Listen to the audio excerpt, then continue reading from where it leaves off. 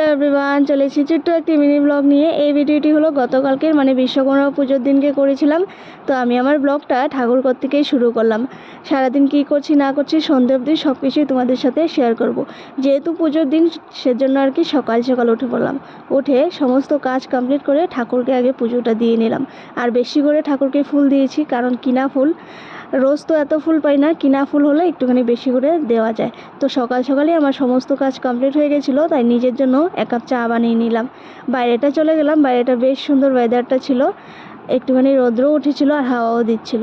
তো চাটা কমপ্লিট করে দুপুরে রান্নার দিকে গেলাম, কারণ আজকে রান্নাবান্নাগুলো একটুখানি তাড়াতাড়ি করব। বিকেলবেলা তো একটুখানি প্রসাদ খেতে বেরোবো সেজন্য। তো এখানে আমি ভাত করেছিলাম, বেগুন ভাজা আর আলু মেখেছিলাম, আর নিরামিষ একটা তরকারি করেছিলাম। আর খাওয়া দাওয়ার কমপ্লিট করে একটুখানি রেস্ট নিয়ে বিকেল রেডি হয়ে বেরিয়ে পড়লাম। তো প্রথমেই ঘরের সামনে পুজো হচ্ছিল, সেখানে চলে গেলাম।